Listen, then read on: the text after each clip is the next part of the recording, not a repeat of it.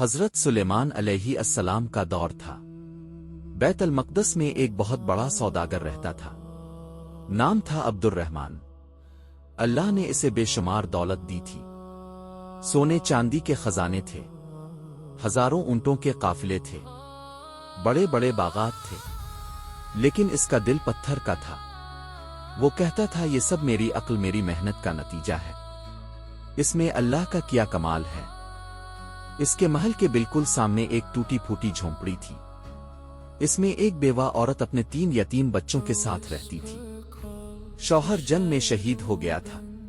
وہ سارا دن لوگوں کے کپڑے سی کر بچوں کا پیٹ پالتی تھی۔ سردیوں کی ایک سخت رات تھی، برف پڑ رہی تھی۔ سوداگر کے محل میں 50 قسم کے کھانے پک رہے تھے، گرم گرم روٹیاں، کباب، پلاؤ، زردہ۔ خوشبو سے پورا محل مہک رہا تھا۔ دوسری طرف جھونپڑی میں بچے بھوک سے بلک رہے تھے۔ ماں کے پاس آٹے کا ایک دانہ نہیں تھا۔ بچوں نے رو رو کر کہا اماں بھوک لگی ہے۔ ماں کا کلیجہ پھٹ رہا تھا۔ اس نے بچوں کو سینے سے لگایا اور کہا بیٹا صبر کرو، اللہ کوئی سبب بنائے گا۔ ہمت کر کے وہ سوداگر کے دروازے پر گئی۔ دربان نے روکا تو اس نے کہا بیٹا مالک سے کہو ایک بیوہ فریاد لے کر آئی ہے۔ سوداگر آیا۔ اس نے غصے سے کہا بڑھیا یہاں کیوں آئی ہو؟ عورت نے ہاتھ جوڑے۔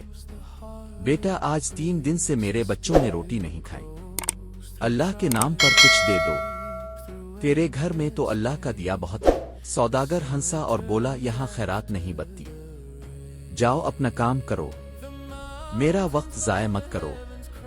اس نے نوکر کو حکم دیا اسے دھکے دے کر نکالو۔ بیوہ روتی ہوئی اپنی جھونپڑی میں آ گئی۔ بچوں نے پوچھا اماں روٹی لائی؟ ماں نے انہیں سینے سے لگا لیا اور آسمان کی طرف دیکھ کر کہا اللہ تو دیکھ رہا ہے، تیرے بندے نے تیرے یتیموں کو خالی ہاتھ لوٹا دیا۔ اللہ میں تیرے سوا کس سے فریاد کروں؟ میں تو تیری بندی ہوں، میرے بچے تیرے نبی کے امتی ہیں۔ اسی رات سوداگر اپنے ریشم کے بستر پر سویا ہوا تھا۔ آدھی رات کو اس کی آنکھ کھلی، دیکھتا ہے کہ اس کا سارا محل آگ میں جل رہا ہے، خزانے پگھل رہے ہیں، غلام چیخ رہے ہیں۔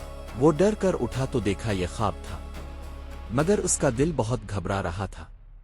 وہ دوبارہ سویا تو اب دیکھتا ہے کہ میدان حشر کا منظر ہے۔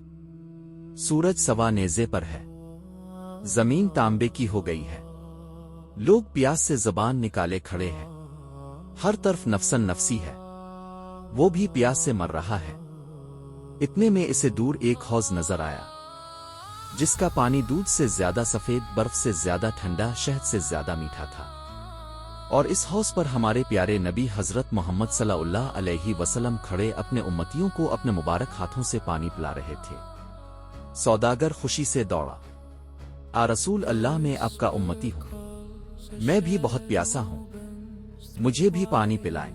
حضور صلی اللہ علیہ وسلم نے اس کی طرف دیکھا اور چہرہ مبارک پھیر لیا، اپنے فرشتوں سے فرمایا اسے میرے حوض سے دور ہٹا دو، یہ وہ شخص ہے جس نے میری امت کی بیوہ کو اپنے دروازے سے دھتکارا تھا، جس نے میرے یتیموں کو بھوکا سلایا تھا، آج میں اسے اپنے حوض کوثر سے محروم رکھتا ہوں۔ یہ سن کر سوداگر کی چیخ نکل گئی اور اس کی آنکھ کھل گئی۔ وہ پسینے سے شرابور تھا، اس کا پورا جسم کانپ رہا تھا، اسے اپنا خواب یاد تھا۔ وہ ساری رات روتا رہا، اللہ سے معافی مانگتا رہا۔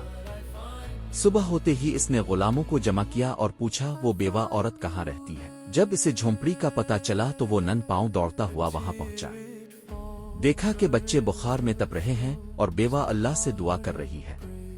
سوداگر اس کے قدموں میں گر گیا اور دھاڑے مار کر رونے لگا، اماں مجھے معاف کر دو، میں بھول گیا تھا کہ یہ دولت میری نہیں اللہ کی امانت ہے، میں نے اپنے نبی کا دل دکھایا۔